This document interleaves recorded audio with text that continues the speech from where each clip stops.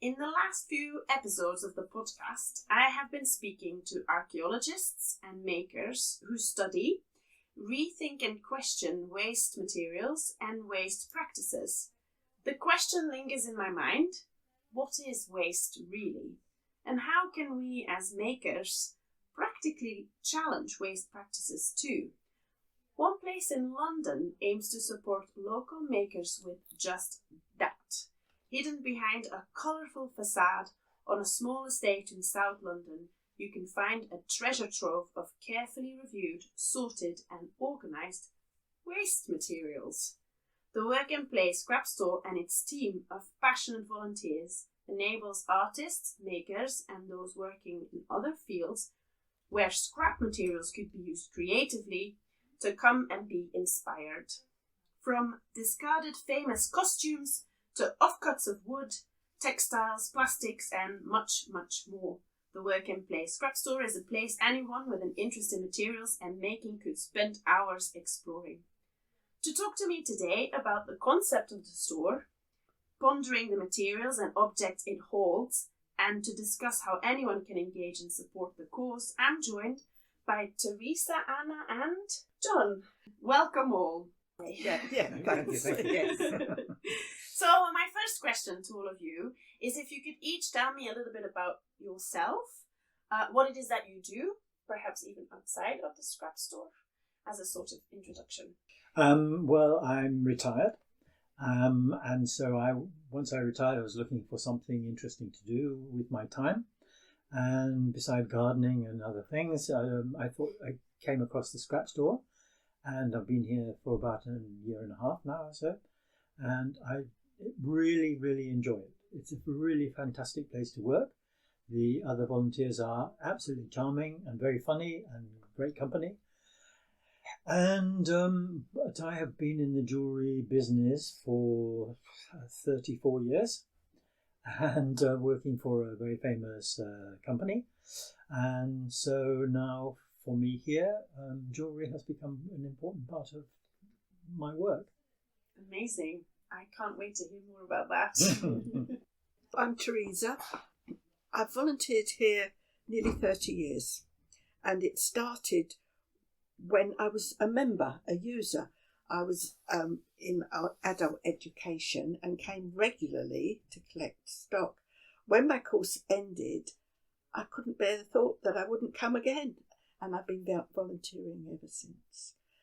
Interests, home interests, I love gardening. I do gardening all the time, but I also I do lots of different things: quilting, mosaic, stained glass, anything like that where I'm using my hands. I'm happy.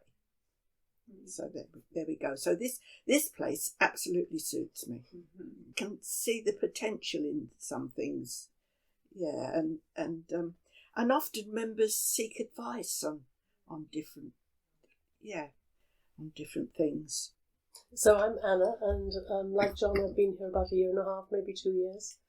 And I also am retired, but we've been away from the UK for a long time. We recently come back, and I was looking for something to do. And I've always done volunteering, because actually volunteering gives you as much in return, in fact, many times more than you give. And this is something that's a cause that's very dear to my heart. So I've always tried to buy second-hand clothing for myself, for my children. They weren't that happy about it. Mm-hmm. But the idea of being able to not just discard stuff, but actually repurpose it or keep using it for the intention that it was meant for, and not just bin it, because there's always something that things can always be used in different ways, and things can keep having a life.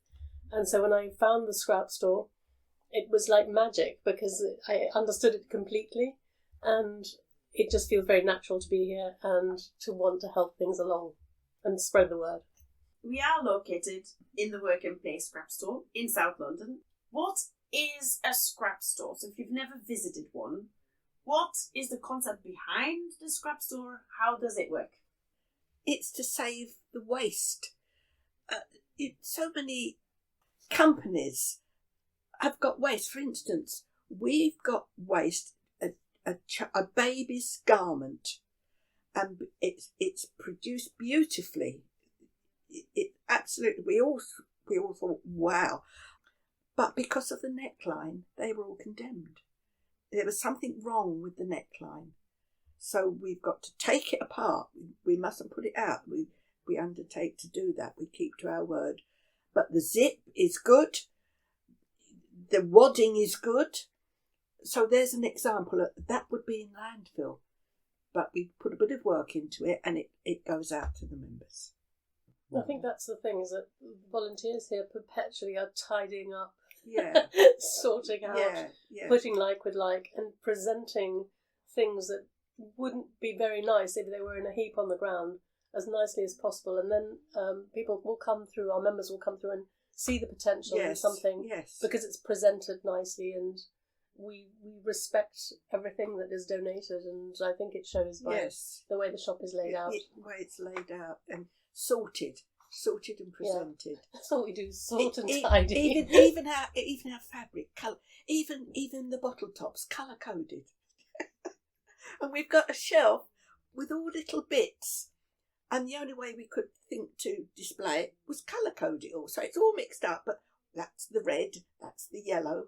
And then also the other day, we received a huge fistful of jewellery, necklaces and rings and bracelets in a solid mass, an absolutely solid mass. And so I took it home, and with biro actually, and two biros sort of separating it out on a shiny surface, managed to prise apart all these pieces of jewellery. There were about 50 pieces of jewellery, all tangled up in really hard concrete, practically, and then tease them all out and make them into things that people have been taking and using, and they've been passed on. So things like that are really, I think, useful, because there's so much stuff that basically we are the end of the line for a lot of these things, and our point is to try and revive the line and start again. My next question kind of connects to this, because you all volunteer here, and you've kind of mentioned a few different things that you do on a day-to-day basis. But what does a day in the scrap store look like?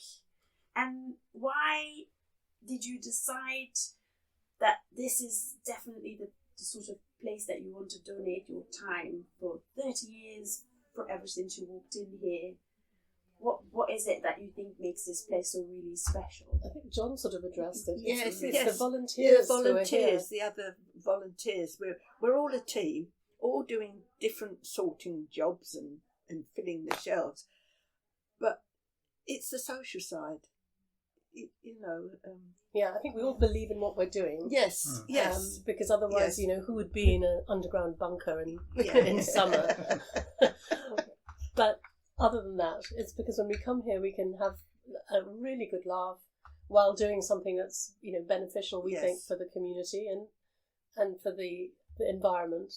And it just makes a lot of sense. It's just a pleasure coming here. Yes. It really does. Yes. It really is. And there's a great sense of achievement, actually, at the end of the day, having taken, a vast amount of stuff and then organising it into something that actually looks quite good. Hopefully it looks good. And then when somebody comes along and says, "Oh my God, I wanted that," and you think, that's so nice. Yes. Or they want something specific, and we say, "Well, have you thought of?"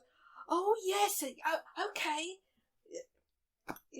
I think it's that element as well, isn't it? Because you all bring different expertise, and as a group, I've been here a few times. Each time, you open my eyes by looking through a different discipline or getting advice on a specific material I have never worked with before.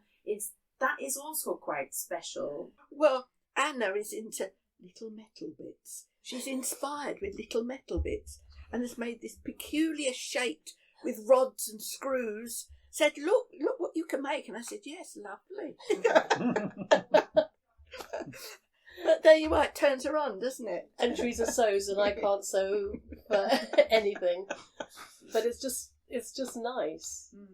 And then you hear conversations that members are having about what they're going to make with stuff, and you're thinking, oh my goodness, and it opens your eyes to a different thing. Yes. So it's always very inspiring, just chatting with what it's when people they are doing. come in, isn't it? and they don't quite know how they're going to achieve their project. And then they go out with armfuls, bagfuls. Yes, they've been inspired.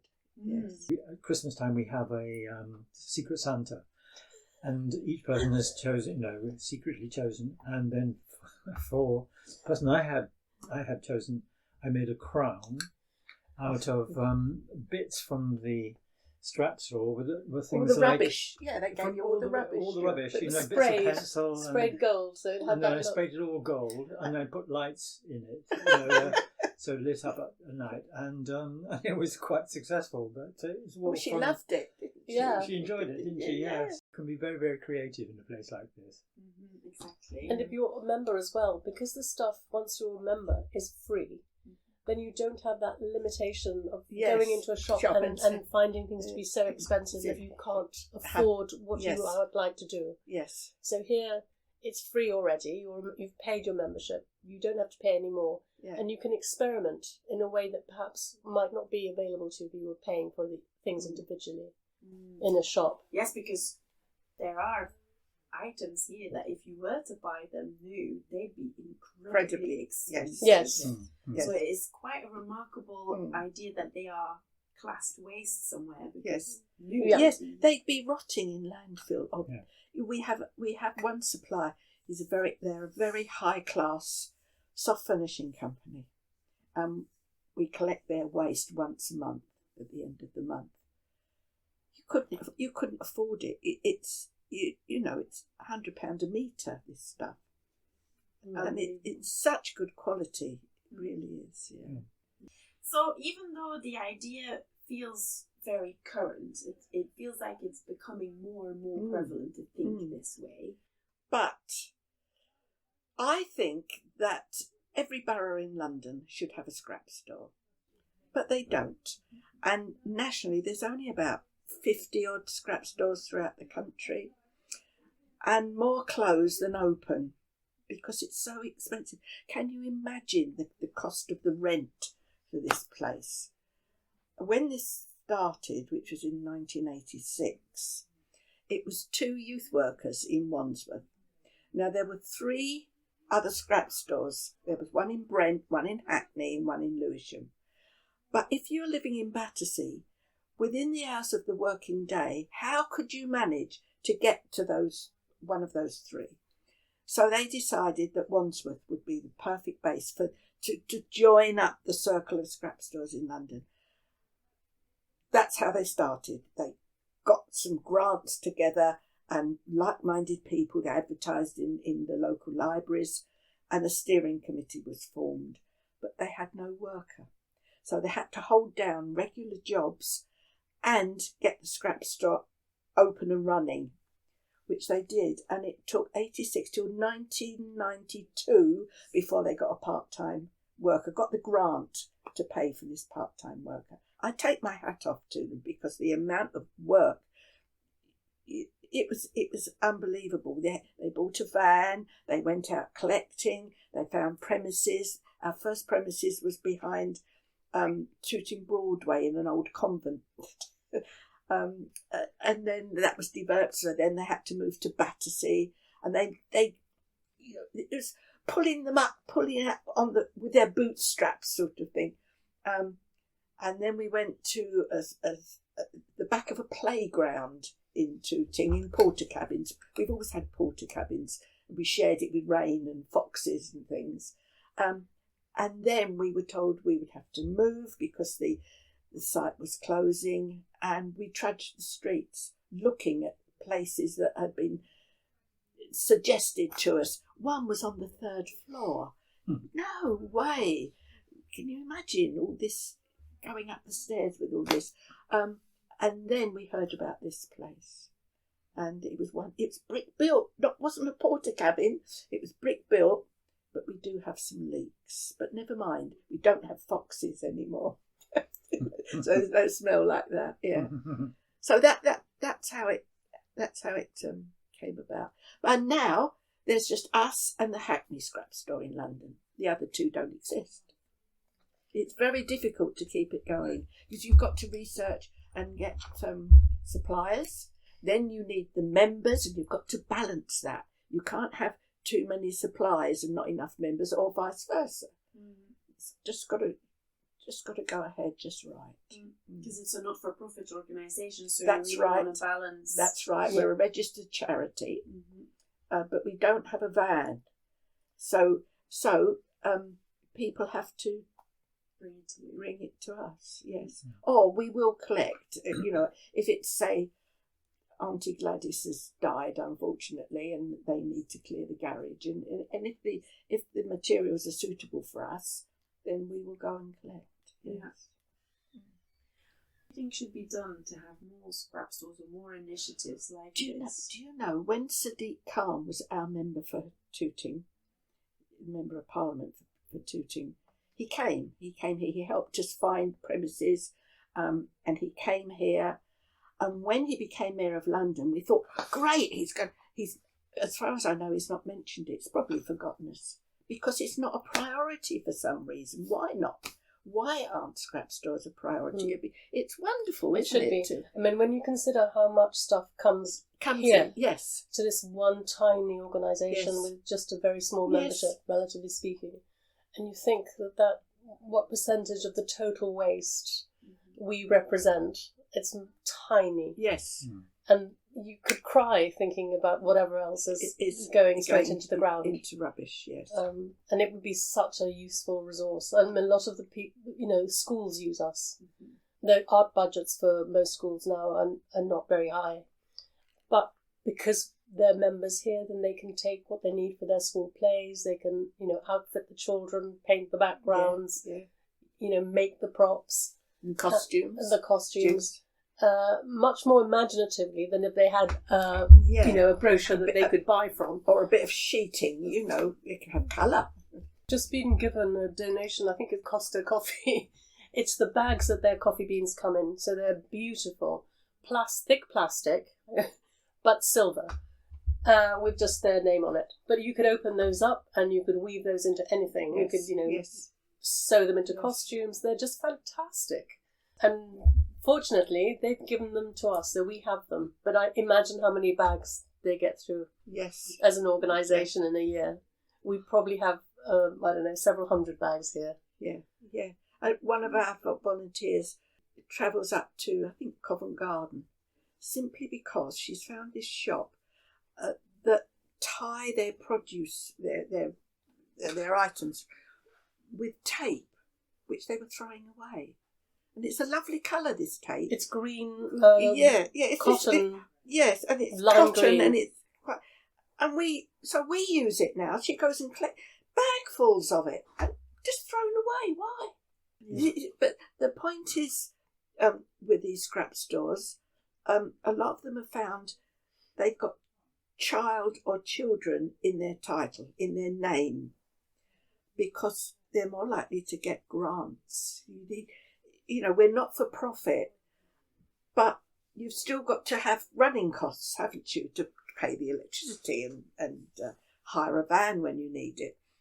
Very, very difficult to get the grants because we don't serve any particular type of group. We're facilitators rather than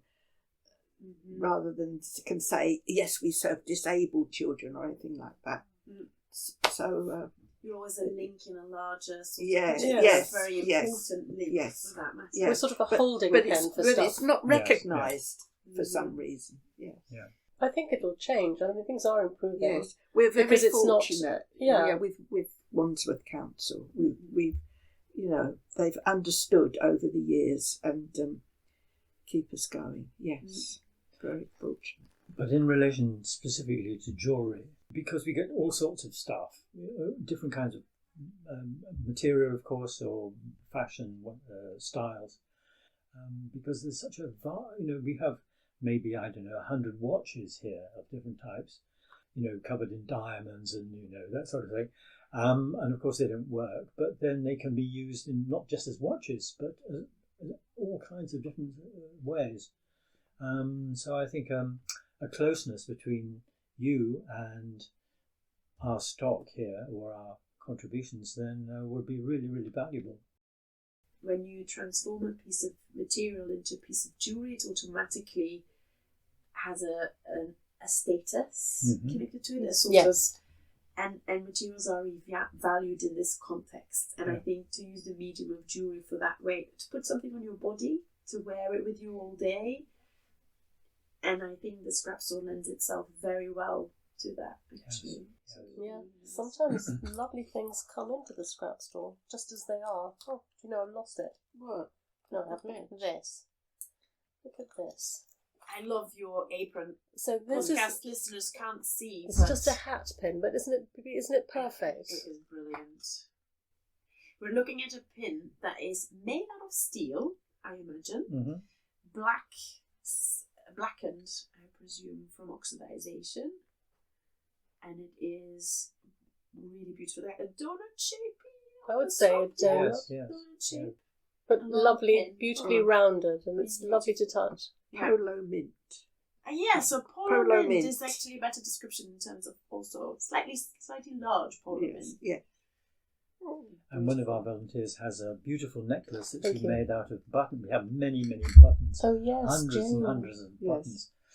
And she has made a beautiful necklace out of different forms of button, but each one double threaded through and lying very flat, looking absolutely professional. She got one on today, do you think? I don't know. She We'll have does. to ask her. She's got a green one. Oh, she's got the green one on today. Okay. So actually, when you come as a jewelry student to the scrap store, look at the volunteers and what they are wearing on their aprons or on their shirts, or because there is a lot of really amazing things to be seen there as well. Yes. You are the models. We will be when the students Yeah, come. yeah, but Yes. Tell Sophie about Hazelfest. Yes, please Yes. tell me. So I'm probably the last person to say it because I haven't been to many. I think last year was my first one. So Hazelfest is something that we organise, the scrap store organise. We are at the, what's it called? Is it the Hayes End? Yes, this is Hayes the End Hayes House. End House, the tower block. Behind us. Yes. And there's a patch of grass which is between the tower and the road. And it's there that we pitch up and do Hazelfest once a year. So it's free. It's a community event for us to give back. A lot of the people who live in these flats are very inconvenienced by our by us being here. But once a year, then we provide this free festival, and the community will the Tooting Kitchen do free food. They food. And then there's face painting. There's all sorts of events. Dressing up. Children would And get involved we in. have craft stalls. You know, a balancing butterfly. How do you do that? How does it? You know, or a clucking hen with a coffee cup.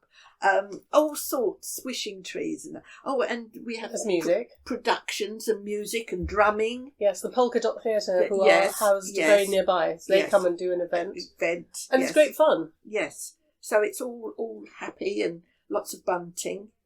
Amazing. Yeah, and all free. Yeah. Completely free. Yes. You all must have seen quite a range of remarkable objects and materials come in and out of the store. You've already mentioned a few.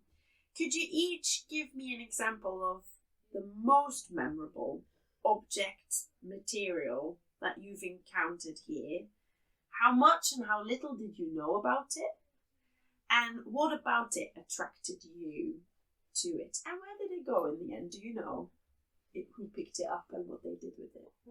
Wow. Well, I found in the bottom of a huge pile of watches a watch which I recognised, and it was in not a very good state. The strap was practically falling off. There was no buckle to it, but the name on the dial was one I recognised, and so through my contact, my friend is a master watchmaker for the company I used to work for. He managed to clean it up for me, replace a missing part, found a new strap for it and a buckle, and so I was able then to take it to a place in Burlington Arcade, who bought it for us for £400. So it was just sitting in the bottom of a huge pile of watches that nobody had really looked at for a long, long time. That kept us in tea and biscuits. Kept us in tea and biscuits for a while. Yeah. Well, this happened 5 or 7 years ago, and the worker that we had at the time drove down. I think it was Brighton. We had a van then, and he drove down to Brighton and came back with the van full of sequin waste, and it was punched out. I don't think we've got any now, have we? I think we There's may have one some bit there. Yeah. Big rolls of this in all the colours you can imagine and all the shapes as well as round. There was Christmassy ones and all sorts. And as I say, 7 years, that might be an underestimate. That might be just the last roll there. It's lasted all this time. And children loved it, and people would cut off small lengths and sew it on their costumes, and they'd glitter, and they would think, "Oh, wonderful." Yeah. And how did that happen? Because this particular scrap store was closing down, you see. I don't know why. Maybe they couldn't afford the rent anymore for the building. I don't know. But it was closing down. There is an organisation called Reuseful UK, which is an organisation for scrap stores countrywide. I should think that they would advertise a thing like that so that people could come and, yeah. It does take quite a few passionate people behind a scrap store for it to continue to work. Yes. So it is a little bit people dependent. Yes. Mm. Yes. Yes, it is. Yes. If there weren't volunteers here, it wouldn't work. No. Wouldn't. and enough volunteers, because And it is enough, very yes. labour intensive what we do. Yes. You might get a plastic bag, supermarket Sainsbury's bag, which is just solid ribbon. It could be anything. It could be ribbon, it could be nuts and bolts mixed in with a bit of jewellery. a bit of Some jewellery. knitting wool. Yeah, and then it has to be all teased out and then separated and then put like with like. So there's a lot of time, and at the end of it, you just maybe have 6 little piles of things to show for 2 hours' work, and then that goes on the shelf, and then someone might take it very quickly. And you think, it's gone. Oh. My whole day. My whole day, yeah, exactly. Left in an hour. Yes, you feel quite, anyway. No, that's good. Oh, so my thing, which is very different from Teresa's and John, this is I have a thermos flask at home, which is a food thermos that's older than me. It's probably 70 years old, and it's just a straight cylinder, and it has a cork for a top, and then a metal lid that screws down onto the cork. And this is something that's very dear to my heart. My father had it. I've used it everywhere we've been, and the cork is now on its way out. And into the scrap store, do you remember, came a cork that fitted it. Absolutely, exactly. Yes, whatever we wish for arrives.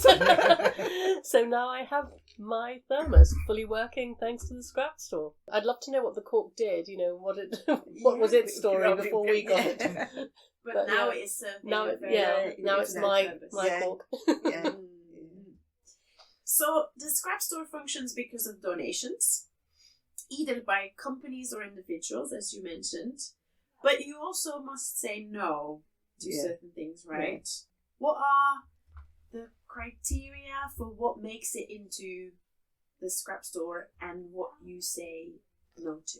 I think the biggest thing really is size, because you've seen the size of our scrap store, and there needs to be corridor space that people to move safely around the scrap store itself. So we say no to furniture and anything that's too big, really, we say no to always. We say no to clothes because we've no way of managing that. We say no to books because equally there wouldn't be shelf space if we said yes to books. What else do we say no to? Mattresses. No mattresses, please. Yeah. Anything more suitable for a charity shop. What about that? Yes. And these, and we clean ideally, because we don't want it. We're not a bin, so it's. I think it's very difficult sometimes to put things into a bin, but it feels nicer to give it to the scrap store. But if no one can use it because it's not in any condition to be used, then we ourselves have to take it. And there's a volunteer who donates her time and her car and goes to the Wandsworth Recycling the dump every so often. Yeah. Because we don't have a bin collection, do we? No, from the we scrap don't store? have a bin collection. No. Yes, she goes to the dump. There's another volunteer on haberdashery who makes sure that everything is spotlessly clean and takes it home and launders it before it goes out. There's dedication for you. Yeah, definitely. So yes, we're very fortunate with the volunteers. Certain type of person. There is something about the fact that you store it all in such a way that the materials that you have cannot be labelled waste anymore. Yeah. Yes. What you do as volunteers in a sort of very magical way is transform what is classed as waste to suddenly not being waste by the sorting, by the organising, by the labelling, by then the care and the knowledge that you underpin the sharing of those materials. Suddenly they are not waste. Would you agree with that? Yes, you reminded me of when you speak of labels. We had one volunteer who sorted through all the knitting patterns, and she I think we're laughing. My favourite, she labelled all the sections. My favourite one was terribly itchy jumpers. I love that. And what was another one? I can't remember. But it's out there. Yeah. It's out there somewhere. Are people picking up the terribly itchy I jumper haven't labels? checked. They may have. Yeah. It makes them laugh anyway. Yeah, it's a section that will go awry very quickly, doesn't it? Because people rummage. I mean, they have to. They do. Yeah. But yeah. So we have talked a little bit about what you think benefits are to artists and makers coming here. Are you tracking what is being made of anyone who comes in? We always say to people, do send us a photograph. And that comes through to the office. We don't always see what they've made. Sometimes we do. Sometimes people will show us on their phones as we're helping them what they've made. And some people make amazing stuff. Yeah, they do. They really do. We have a particular member who is a dress designer. Who are we talking about? Oh, Sophie. Yeah. Sophie. And she comes all the way from North London. On her bicycle. And she's here every week. And she produces these. Is she on Instagram? Oh, yes. I believe she is. Very definitely. On Instagram. And she was enthusing about us. And she said, forget Big Ben when you come to London. You come here, the scrap store. I love that. Social media is a big method for you to communicate out what you do, right? I think anyone who isn't following the scrap store should definitely follow the scrap store because it is a really exciting channel. You always show sometimes you show who donates something, sometimes you show who's taking something away and ask them some questions, or sometimes you're just honing in on on your faces when you get something weird donated and you're sorting it. It's quite remarkable. Oh, Trudy dresses up in them, doesn't she? She does. Yes. And Lucy, who does our Instagram account, she does a really good job. Yeah, she does. Yeah. I think hats off to Lucy. Yeah, for sure. It's really absolutely nice. Yeah. Way to connect with you all. So, my next question is, how would you like to see this scrap store and the concept of scrap stores evolve in the future? Oh dear. If we had a magic wand, you mean? Yeah. If you had a magic wand. Oh, well, that would be easy then. And if we had more time, you mean? So if we had a magic wand, it would be bigger. We'd have more volunteers. We'd have windows. That would be nice. We'd have windows. Yes. And heating in the winter. Heating in winter. That would be nice too. Yes. Lovely. Better lighting. So if we had a bigger premises, then we could, and the volunteers to man it, then we could have more stuff. We could, for instance, imagine if you could take in furniture. Yeah. Ooh, wouldn't that be fantastic? Yes. And also a space, as you said, display space where people who have actually made things and are very proud of them can bring them here, especially in jewellery, for example. Somebody will take a necklace and have created something really amazing out of it.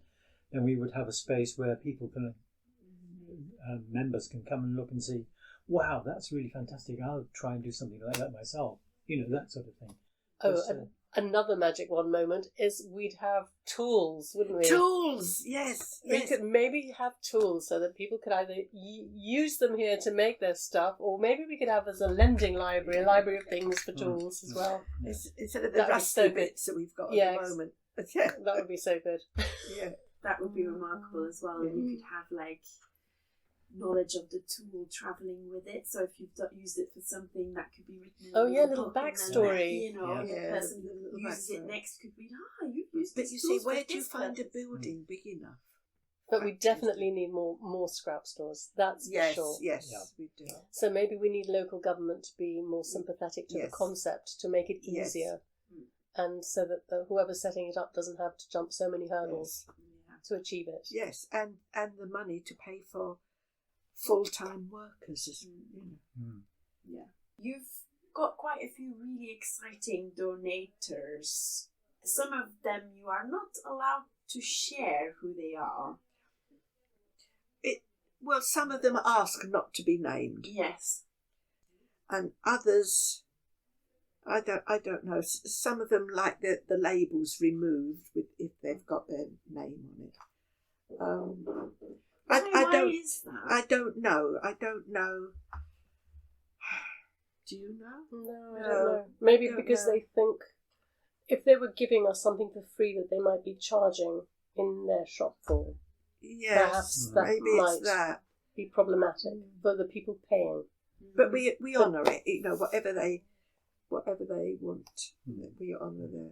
Are there ever any challenges in that relation that you get a donation and you might not know where something has come from? You may not know what it is made of as well. Yes. As someone buying or taking something, because you buy a membership and then it's free, but if you take something you don't know what it is, there could be dangers with that. Exactly. As well. And an example of that is that we take paint, but we only take water-based paint. But along with that paint, there's often pots of, we don't quite know what it is. And if that is the case, then we bin it because, we'll research it. That's what I'm doing at the moment. It's like a pearly powder. And I've got a feeling that it's toxic. We can't have it out on so things like that we'll have to take to. This is also an important role you play in sort of filtering out what could be a material that isn't quite. Yes. If we're not happy with it, then In a way, there is also something quite interesting here when you have objects that are particularly or textiles that have been designed. When you take it then as an artist and you then work with that. A copyright. That is also quite an interesting thing to contemplate. Yes. Sole authorship is overrated in my opinion, but you're then collaborating in a way because you're using something that was designed by someone else and you're putting your own. Yes. I've never thought of it that way, but yes. You're right. It's never come up. It's never been an issue. Not yet. But you also have a rule, and this is probably something that's also important to mention to anyone listening, is that you do ask not to be making a profit of what you make. That's right. Yes. Not. You see, this was set up for communities, and for communities I mean schools and colleges who couldn't afford the raw materials. Now we've expanded into other types of groups, students and individuals. Yeah. When they all pay a yearly fee, a varied amount. The idea is that you can make things to sell, say, for a school fete, but not to benefit yourself. And it's very difficult to police, but we're quite strong about this. We say to the members, I believe it actually says it on the membership card, that they cannot benefit themselves because all these things are donated to us freely, with or without a request from the manufacturer as to what we can do with it. And so, as I said before, we honour what they ask. Just as you work here with passion and sort of donate your time and the companies donate to support, there's an ethical consideration, isn't there? So when you come into the scrap store, there is an expectation that you're not going to take everything as well. Mhm. That Yes. you're going to think of the next person who's coming who might need some, so you take only what you need What and you need, yes. not Yeah. the last thing on the shelf. Exactly, and it's very tempting if you're a new member and you come in here and you can take as Yeah. much. Initially the first instinct is to go a bit mad and Yeah. assume that you're never going to find that thing ever again unless you take it, your lifetimes. But in fact, when you come again, that stuff may indeed not be there, but there'll be different stuff, perhaps more Yes, interesting, yes. and that'll set you going in a different direction. So we always try and encourage people just to take what they need and to be aware that there is a membership, and we try and, everybody should try and be fair to everyone else, because it just doesn't work if people just take as much as they can carry. Everyone signs the Scrapstore Code of Conduct in a way. Well, they do, and actually Yes, most people, yes. by a long way, Yes. are very good. In fact, they say, do you think I could have a bit of that? And you say, yes, of course you can. Yes. Yeah, but I don't need it all. I don't need it all. Okay, we'll cut you off some. Or whatever it may be. Yes. Yeah, that's great. And then a lot of people who have taken a lot of stuff have made whatever they want to do, and Yes. then they return, Yes, bring they back bring back. the excess, so That's we can pass on great. to somebody else. Yeah. If anyone's listening and they want to get involved, what are you looking for? What could they do? Well, we Other can always things? do with volunteers. Definitely can't can we? always do Yeah. with volunteers. Yes. Good volunteers. Yes, to come and help us sort it all. But I think if you're curious about the scrap store, come, and we can give you a tour, show you what's here. You would get a very good idea of the sort of stuff that we have. Yeah. So if you have that stuff at home clogging up your cupboards, it could come here. Equally, we might persuade you to volunteer and become one Yeah. of us. Yes. Yes. But yes, if you're curious, come and we will show you around. Great. And in fact, that happens a lot. The people who come and have out of the blue, or off the street rather, and then they say, "Oh my God, I've got so much of it. Can I bring it?" And we say, "Of course, yes, please do." I know that you organise events and workshops. We talked about the fair already.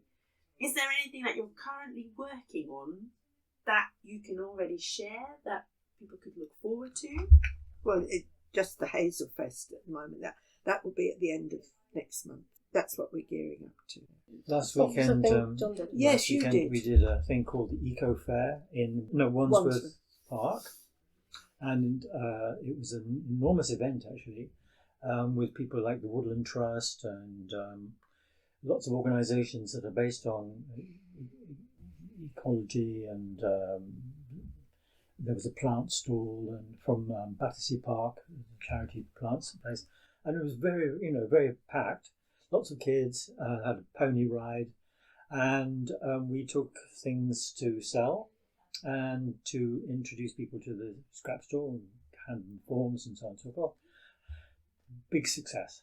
People loved it. We spoke to lots and lots of people, and we sold quite a lot of things that are made by volunteers as well, and it was a big success. One of my favourite stories from the scrap store is when I came in just before Christmas. You were making Christmas ornaments out of materials from the scrap store and then going around and teaching people how to do that. Everyone thinks you have to buy Christmas balls. It's the wrong time of the year for this, but everyone thinks you have to buy Christmas baubles, but No, definitely. No, you you definitely can don't. Yeah. Membership to the scrap store gives you an array of options to be creative and what you want to ornament the tree with next year. So that's definitely something I will remember forever. There's a community in a church in Balham, and during the lockdown, they were making quilts, big quilts. It was one of the things where you go in to get warm and have a nice cup of tea and a biscuit. And anybody was invited as they came in, do a few stitches, which they did. And somebody sent the idea to Liberties. And Liberties were interested. And they came down. But the point was that with these quilts, they'd come here for a lot of the fabric. So we were able to give them the backing and stuff. And they're working with the local refugees as well. And their latest project, and they've been here, they're doing some banner with the river running through and pebbles with the organisation, all the different names on. And they've come here for the materials. So, yes, so that's the present project that's going on. Liberty bought the quilts. Yes. One for their archive, and I think the other one they sold, but I'm not sure about that. But Yes. Certainly they bought both. Yes. Yeah. So that went to the church. Yeah. So in theory, anyone listening who thinks of a nice project, they are always welcome to come and speak to you as well about it. Yeah, definitely. Yeah. And we are bound to have the thing they want. Yes. Absolutely bound to have the thing they need. Guaranteed. Yes. Or convince them they need something else. Yeah. Objects and materials can spark curiosity, stimulate debates, and contain stories worth exploring and sharing. In a world full of objects, however, we sometimes lose our respect for them, ignore their agency, and regretfully look the other way when it comes to the impact of overproduction and consumption. What is waste for some is, however, not waste for others. And this cyclical thinking could be impactful in combating harmful waste practices. As makers today, can we see opportunities in waste? For taking us on a journey through the development and operation of the Scrapstore, for volunteering time to the Scrapstore operation, and for joining me today for this wonderful conversation, I want to thank you all very much. It's been a pleasure to speak to you. Thank Our you, pleasure. Sophie. Thank you. Our Yes. pleasure too. Next month, I'll be joined by another guest, so watch this space to find out who it is. But for now, this was Sophie Boons for the BHA podcast episode titled Scrapstore Stories with Anna, Teresa and John from the Work and Play Scrapstore in South London. Thank you for listening and have a wonderful day.